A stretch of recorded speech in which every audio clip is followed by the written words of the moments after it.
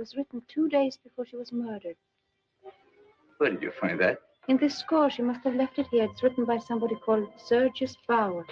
Give it to me. He said I wasn't any liquor. He said I was going out of my mind. You're not going out of your mind. You're slowly and systematically being driven out of your mind. Why? Why?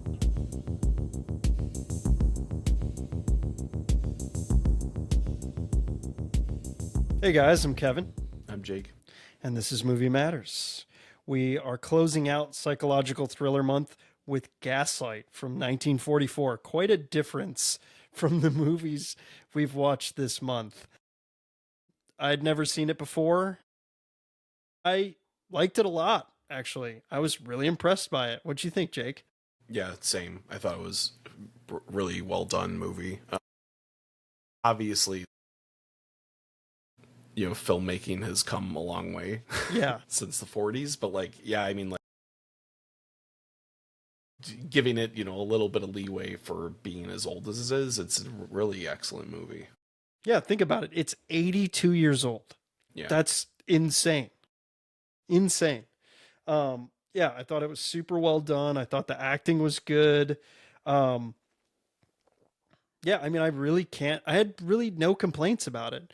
Maybe a hair too long, but I didn't even think it was like boring or yeah, it's not too bad. Yeah, like the runtime was fine for me. But so the movie is called Gaslight, and that is a term that has definitely become more popular in today's day and age, which is kind of funny. Mm-hmm. So it's been recognized for it's a form of controlling and manipulative behavior. It involves an exploitative person manipulating people who suspect him or her into doubting themselves and questioning their own perceptions so that they distrust their own suspicions of the manipulator. That was a lot of big words, Jake. Yeah. But maybe too big for me. I apologize if that was rough. But by the 2020s, this behavior is now classified as a form of psychological abuse. Yeah. So the one thing I would maybe I went into this movie not knowing a single thing, other than Ingrid Bergman was in it and she's a great actress. That's all I knew. Did you have any inklings in this movie? Any backstory or anything? I know you found it on a list. Tell me how you found it. Yeah, I mean, this was on a list of like psychological thrillers, which is like part of like how we built the lineup for this month.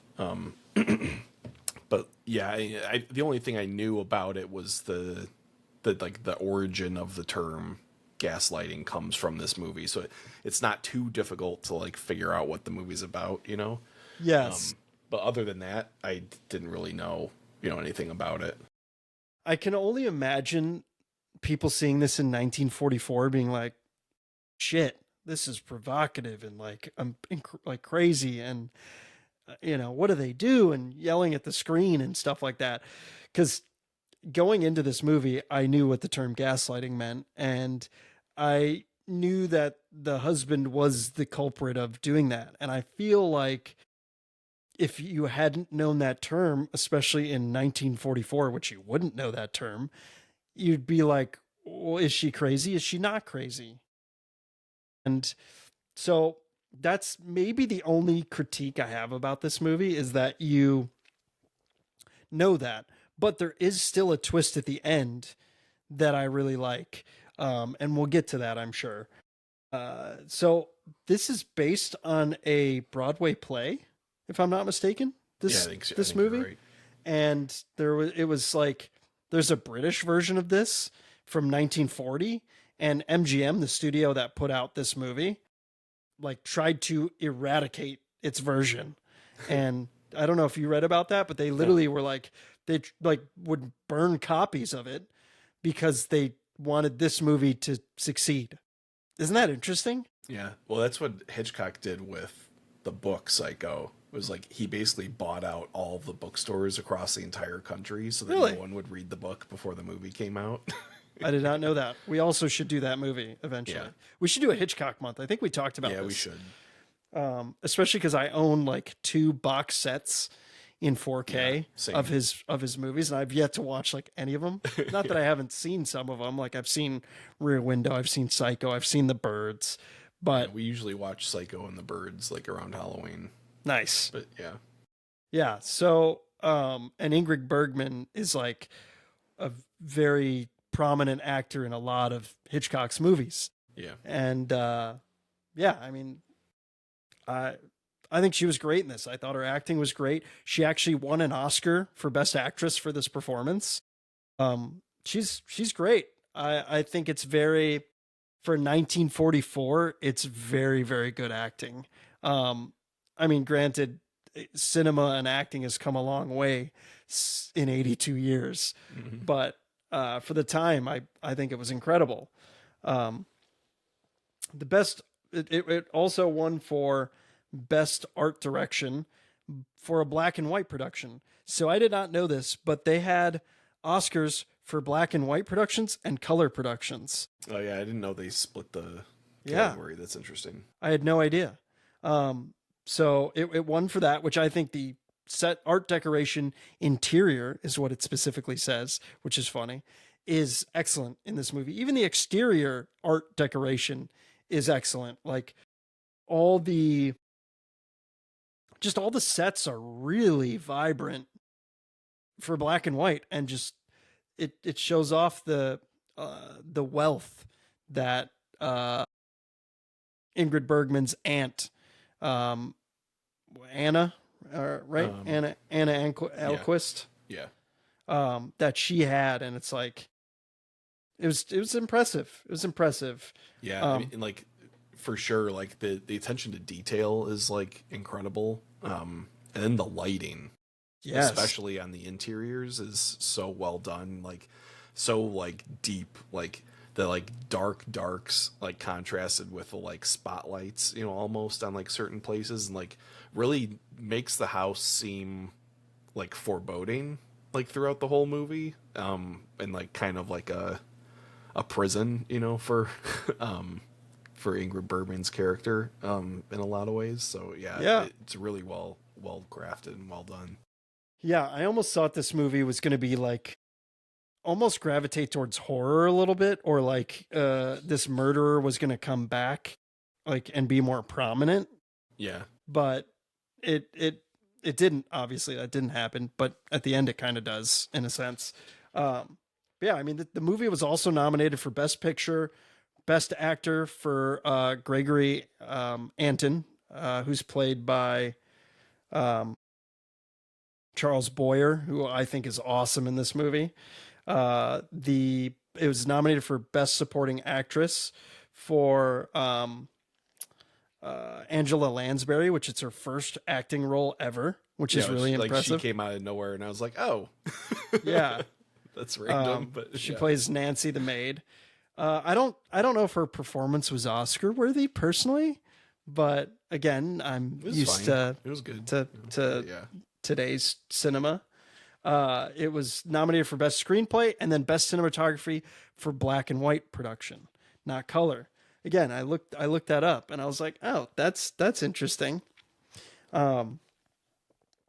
So going back to like the set decoration, the sets were deliberately staged, and like there was a lot of like nooks and crannies, like knickknacks everywhere, and little things to emphasize kind of claustrophobia and to like forebode her craziness, kind of, which is really cool because I like you said, the contrast is really helps convey this theme of claustrophobia and paranoia and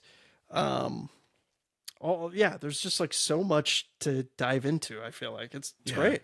Like it's very eccentric in like the like different like types of things, you know, in the house, especially in like that main like living room or like, yes, you know, parlor room kind of. And like, yeah, like to like expand a little bit on the like claustrophobic, you know, kind of aspect of it. Like there's a lot of stuff like packed into that room. And like, I feel like that on top of, you know, the like the different types of like decor all mashed together are kind of like evocative of like Bergman's like mental state. You know, like there's like a bunch of like weird shit going on, like she can't keep things straight, and like, you know, it's like a, you know, it's just, you know, dense, like a very dense like kind of feeling. Yeah, it helps with the confusion and the chaos of it. Like with her, you never get a good look at anything, you know, all together, like either, which is a kind great of point. interesting. It's almost like, and that's funny you say that, because I was kind of looking out for the husband to like snag things, and you see it, but be a very sleight of hand style, but you don't. And I think that really lends to the chaos and chaotic nature of like the house and her state. It really goes kind of hand in hand. I like that. Yeah.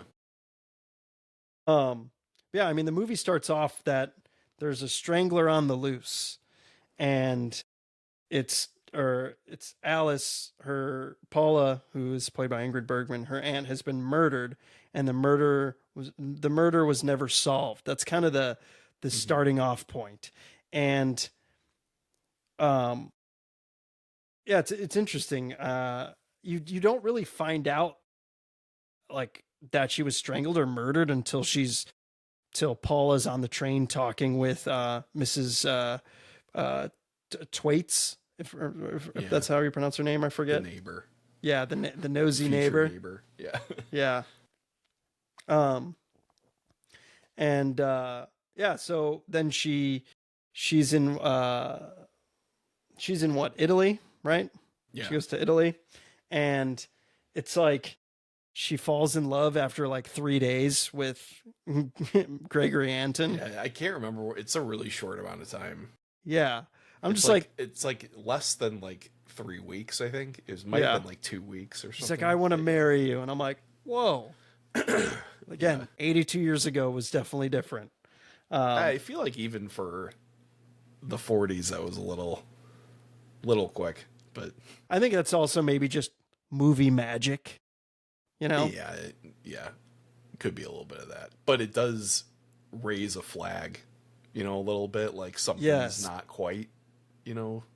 I mean, not like, I know what you mean. Like, you know, there's something like nefarious going on for sure, but like, you know, like something odd is happening, you know, perhaps. But definitely. Yeah. It adds to it for sure. So what's funny is the first time that Ingrid Bergman encountered Charles Boyer was the day they shot the scene where they meet at the train station and kiss passionately. Boyer was the same height as Bergman, and in order for him to seem taller, he had to stand on a box, an apple box. They often do that in movies where if an actor isn't as tall as another actor, they'll use an apple box to get them to, like, say they have a face off, you know, and their faces are, you know, looking at each other. They will use apple boxes to get their height to be adjusted. And so Ingrid Bergman was, you know, running to jump into his arms, and she would accidentally kick the apple box that he was on and would mess it up. So in that case, Boyer wore shoes that gave him like a 2-inch lift throughout the movie. So he would always be taller, which could be like a, you know, sexist kind of thing back in the 40s of the man needs to dominate the woman. But it also, I think, in my opinion, lends to the story of this guy is intimidating her into these scenarios and manipulating her in these scenarios. Yeah, it's like a visual representation of the power dynamic, you know? Yeah. So, yeah. But funny to know that backstory. Yeah. But so, like, I don't know. It was interesting that Paula, Ingrid Bergman, is like very hesitant to go back to London. And she's like scarred from her aunt being murdered. And I feel like that needed to be explored more. What do you think? Yeah, I mean, like the only real like time that's examined at all is when she's on the train talking to you know, her future neighbor, and like you don't get the whole story there. You know, it kind of comes out a little bit or like, bits and pieces are, laid out later on, throughout the movie. But yeah, it's not like, I don't know. Well, I guess right when they get to the house at first too, she kind of makes a big deal about like, having to be there. And that's when he suggests, oh, let's just shove everything, into like the third floor or whatever. So you don't have to think about it, which is convenient for him. Mm-hmm. in All the part end. of the plan. But yeah, I mean, like, it is like, for sure in a modern movie, they would explore that more. I feel like that's kind of just a small plot device, like in this movie. So like, it's not like super essential, like her emotional reaction to like her aunt's murder and stuff. But like, yeah, I feel like in the era of 2.5 hour movies that we live in, it would for sure be a long like thread and examination, today. Yeah, agreed. I mean, it does add to the like I'll play devil's advocate here. It adds to the mystery of the whole thing, whole movie, if you will, and is in a sense tied up at the end, kind of. Yeah, I mean, it is part of the overarching mystery. So like, from that aspect, I get why they don't give you everything up front. It's kind of a trail of little like clues and revelations along the way. But yeah, I mean, her emotional distress surrounding the event is definitely given a backseat to just the fact that it happened. Like, yeah, and then it becomes front and center that Gregory Anton is an asshole, and like certain things he says are so passive aggressive, and he gets mad at her for losing things, and she's like, I don't remember losing things, and he's like, call the maid. What are servants for? Like, to come to the fireplace to like light it, and then like, well, you rang for me, sir? No, that was Paula. Like, what do you need? Oh, like, start the fire. Now it makes her look like the asshole. right. And Yeah. then he basically hits on Angela Lansbury, the maid, like right in front of her all the time, which is ridiculous. Like, he always is like, I hope you're not imagining things again. Like, yeah, pretty interesting. What did you think about the whole side plot with Miss? It's kind of a side plot, but I was waiting for it to kick in and become part of the plot with Mrs. Miss Twaits, the neighbor, and her nephew Brian Cameron. Like, it almost took a little bit for that to get introduced, I feel like. Yeah. Do you agree? Yeah, I mean, like the whole the movie kind of, is this like psychological drama through like, I'd argue maybe even like 3/4 of the movie. Then it turns into like a film noir detective movie. Which I'm not like bashing it for that, but like I think they wanted to wrap it up like real cleanly, and like that's how you kind of do it. You introduce this like third party detective, and he just kind of figures the whole thing out and like, quote unquote saves the day. But yeah, I mean, I don't know. I'm not gonna go too much shit for that. Yeah, I get it. It's the 40s. I liked his character, don't get me wrong. I just feel like, I don't know, maybe it makes sense because he's like trying to get introduced to her and like trying to talk to her to get to know her, because what was his whole reasoning why he wanted to like talk to her or like see her? So I forget. I think the first time he sees her is when they're at the Tower of London, and he just like in passing like sees her, but he actually mistakes her for her aunt.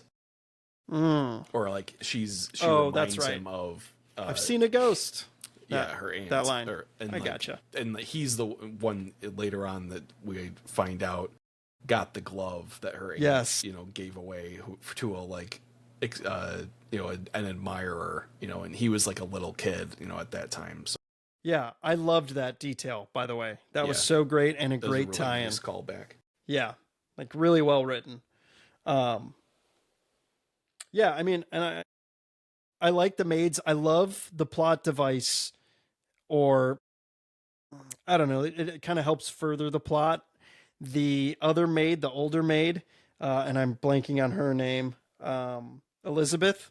She's like partially deaf, and I love how they sprinkle that in there. And when Paula's hearing footsteps on the roof, she's like, "Do you hear that?" And Elizabeth's like, "No, I don't hear anything." And it's like, well, yeah, because you're deaf. And that's such a it's such a great, like I said, plot device, especially for the audience, because you're like, oh, like, come on, like, you gotta like believe her. Yeah, and like that particular like thing is like so well introduced too, because it's first introduced when she's like outside talking with the nosy neighbor, and she keeps having to repeat things to her, and then like there's a couple other times where people will say something, but it's very subtle, but like a very well like defined like portion of her character that comes back to kind of like screw Paula over, later on. Like, yeah, definitely as like the viewer, you're like, oh, come on, like it's everything's like right there, Yes. But, yeah. That really makes, like, I love experiences like that in movies. That it's just like you want to call out to this character and be like, oh, come on, what are you doing? Yeah. I love that. I love that. So Angela Lansbury was only 18 when she made this movie. Like I said, it's her theatrical debut. She had been working at Bullock's department store in LA. When she told her boss that she was leaving, he offered to match the pay at her new job, expecting it to be in the region of her Bullock's salary of the equivalent $27 a week. He was somewhat taken aback when she told him she'd be earning $500 a week. That's a lot of money in 1944. Was this filmed in LA? I don't know. It's a good question. I would imagine so. Yeah, I would think so if she was already living there. Yeah, let's see. I mean, they're very set. Yeah, it was filmed in MGM, so Culver City, which they used a lot of backlots. I mean, the fogginess of it, the actual real gas lamps are really awesome. It just the set design is great. Yeah, so they were not filmed in England. They were not filming in England. Yeah, I mean, so cool.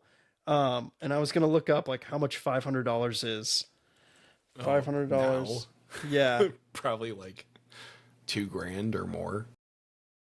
Maybe even like $5,000. Let's see if I can find it. Oh my God. $9,200. Jeez. $9,200 a week. Yeah, that's nuts. That's like a starting salary for her as an actress. Her first movie? Come on. That's insane. Yeah. Holy shit. Wow. Fuck inflation. Jesus. Yeah, so I love the scene where Gregory Anton tells Paula that they're going to go to the theater. Yeah. And she's like super excited and she starts singing, which is also a great callback to the beginning where she is singing with her like coach and he's like, you're not happy singing, you're like in love singing. And I'm paraphrasing, I might have gotten that wrong, but basically he's like, you're not singing from your heart. Yeah. It's like you're distracted and can't focus. Yeah. And then she in this scene she's like happy singing because she's super excited she gets to go out because she's being trapped in this house. Mm-hmm. And I love that, but then he builds her up and then he like breaks her right down, Yeah. which is crazy. He like tells her that photo's missing, and then he's like, I laughed pretty hard at this. He's like, Paula, go to your room. Yeah. I was like, wow, that's ridiculous. And he makes the maids like kiss the Bible to swear that they didn't take it. And Paula kisses the Bible. She's like, I didn't, like, I know I didn't. And then she like goes up back to a spot and like finds it, and which is interesting. I don't know. It was just, So there's a very quick line at that point where she says like, I think Anton asks her like, how did you know it was there? And she was like, well, it's been here like the past 3 times or something. So like hinting that like this is like a recurring, thing that's like being done. Which I thought was also like a really good, like, that we're not seeing every instance of like the manipulation. Like there's a lot more going on, than like what we're being shown. So that's a great point. Yeah. There's still more. There's always something going on. Mm-hmm. Yeah. And then they do go to the theater, and Anton makes her cry on purpose, basically, and escorts her out and is like, oh, she's not well. Her illness came back up, and like in front of everyone. And that scene was kind of hard to watch. What'd you think? Yeah, it's like, it's really cringy because he's like making it a really big deal on purpose to try and like discredit her, like entirely, and publicly. So yeah, it was kind of hard. He is okay. Like, I have an idea. I'm gonna, because she wants to go alone to the performance, and he's like, nope, I'm gonna come. At first, I thought he was deliberately gonna take too long to get ready. That's what I thought he was gonna do, but it's so much worse with him going there specifically to do that. Like, he's gonna do that, and it's coming. Which again, it's really frustrating for the audience, but also it's rewarding because it's good writing and it's earned, if that makes sense. Yeah, exactly. Yeah. Again, writing is great. Well, like, I think one of the reasons why I think it's so like hard to watch like all of the instances of the manipulation are because like everything that he's getting upset about is like completely insignificant like things, like the first thing is the brooch, she says is missing, which she put it in her bag, like, or he put it in the bag, or somebody, like, everyone was on the same page that it was in the bag and it's gone missing. It's like, okay, like, I get it. Like, I think it was his mom's brooch. So, like, like, there's some, like, significance there. So, like, that kind of sucks. But, like, a picture, like, being moved, like, isn't that big of a deal. Like, taking his pocket watch and putting it in her bag isn't that big of a deal. Like, like, it's all these, like, things are just so, like, mundane almost. Yeah, incredibly mundane. Or like, like, yeah, like, if it were real, like, yeah, it's not good signs of like her, like mental health, but like she's not like walking around like attacking people, like in the square or like something, like she's just like moving like crap around. Like, it's not like that big of a deal. But he acts like it's like, the world is ending because she's, forgetting that she put something somewhere, like, yeah, just very, very, very sinister. Yeah, and through that manipulation and that the lying, she begins to doubt her own sanity, which is well done. So the director, George Cukor, if I'm pronouncing that right, suggested that Bergman study patients at a mental hospital to learn about nervous breakdowns. She did focus on one woman in particular whose habits and physical quirks became part of her character specifically. Pretty interesting. She also, I think this was really cool. So the director, George Cukor, employed a storytelling method in order to get Bergman in the right mindset while filming was commencing and progressing. Each day, the director would recount the entire plot of the movie to Bergman up until the point of the scenes that they were set to film that day. Cukor felt that this method was necessary because the movie was not shot in order, and Bergman's character was supposed to change over time, and slowly, her mental state was deteriorating and everything like that, and her doubting herself. Bergman quickly grew frustrated with this technique, saying, "I'm not a dumb Swede. Like, who the fuck do you think I am? Like, you've told me that before. Like, you've told me the plot before. Like, you think I'm a fucking idiot?" And Cukor ceased the storytelling for a few days until a producer notified Cukor of a sharp decline in the acting quality in the dailies that he was getting. The producer told Cukor that the actor and actresses appeared to be acting as though they were underwater. So Cukor resumed his storytelling method, and a practice that Bergman soon grew to appreciate later on, which is super cool. Very cool. Again, I like reading stuff about the director and the actor and what methods they would go to help develop the film and develop a performance. Like, that's super, super interesting and kind of funny because, again, it sounds like, he's treating her like a child. Like, now remember, this is what happened before. Yeah.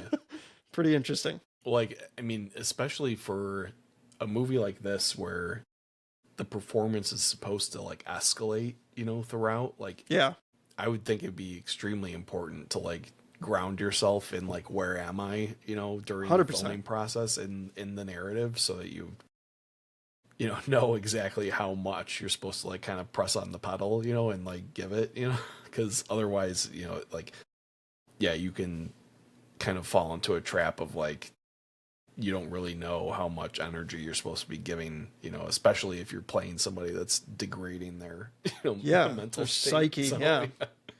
Yeah, clearly it helped. I mean, she won an Oscar. Yeah. For the performance. This movie makes, like, I'm just thinking about it. This movie makes me want to watch older movies now.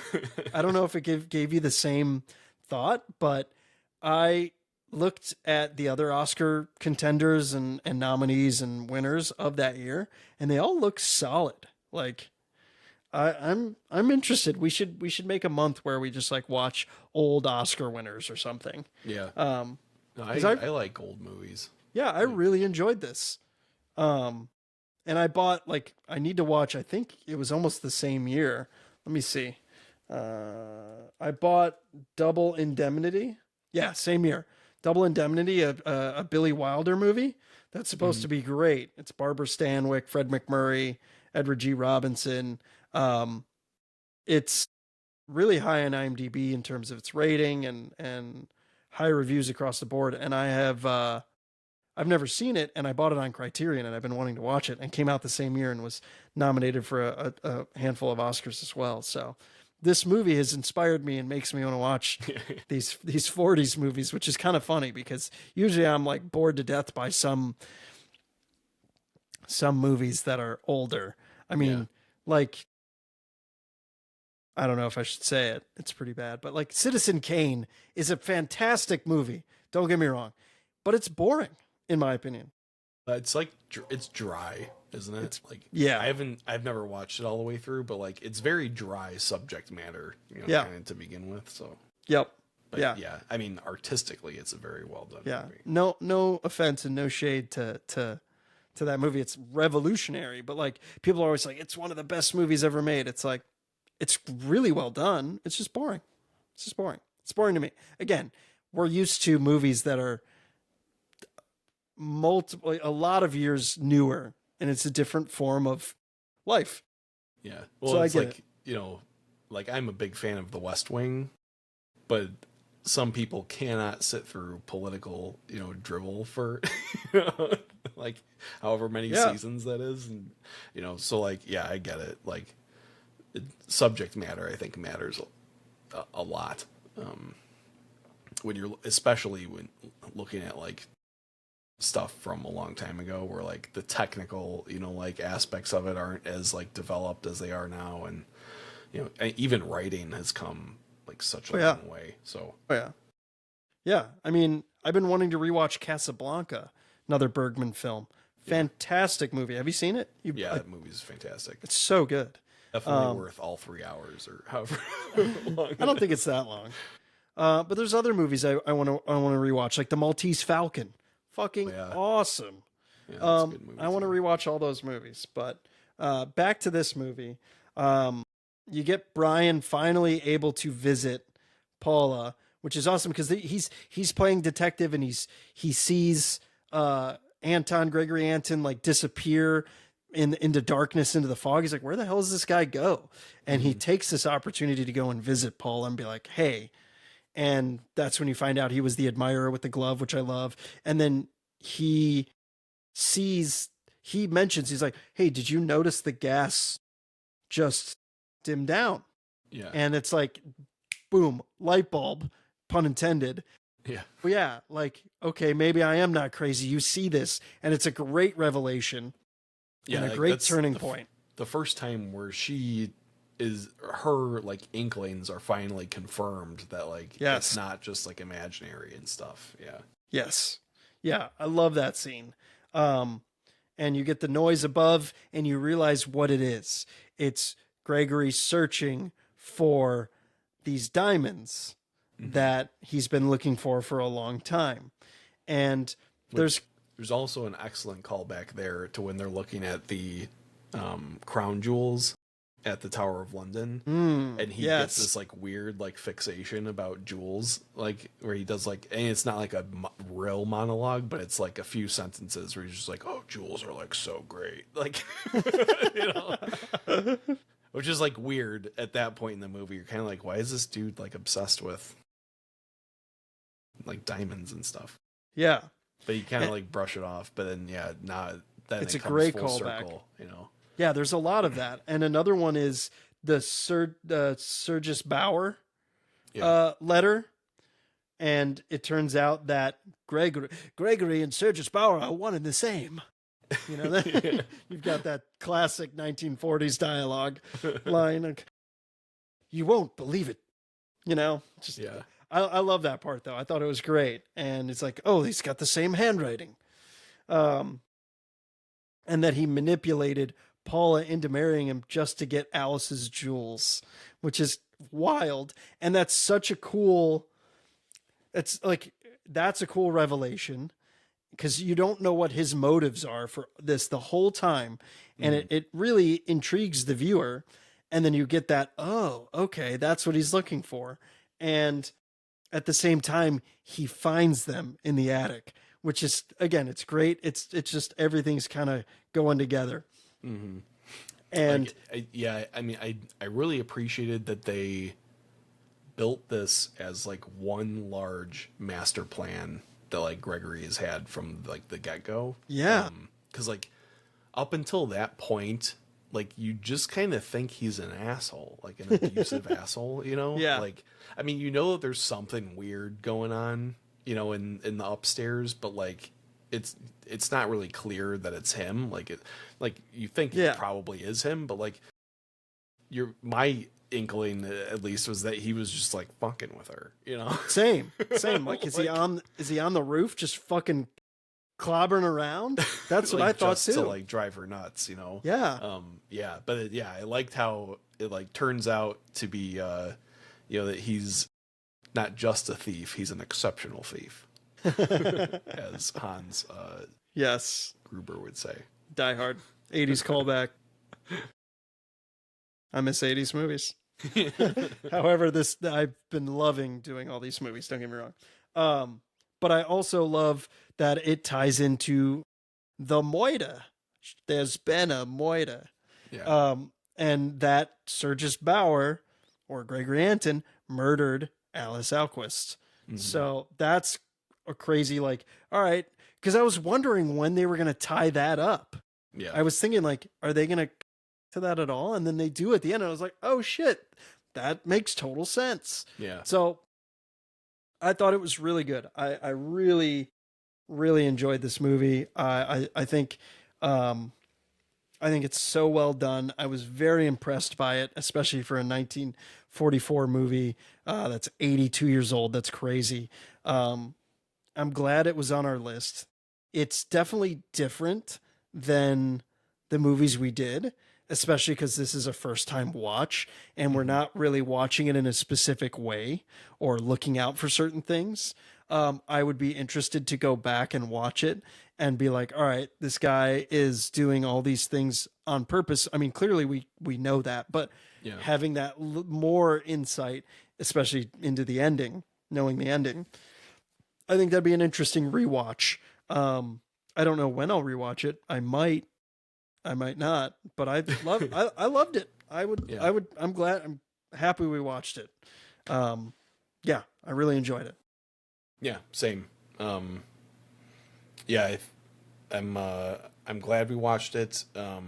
I also noticed a lot of, like, I mean, we talked a little bit about the like film noir like influence, and particularly in the end of the movie, but like all the like psychological, kind of aspects of this, I could see the DNA in all three of the movies that we watched. Same here this month. Like, yes, great point. How you like plant seeds and make them like turn into like bigger moments later on. Like, so yeah, I thought that was really cool to get to see that.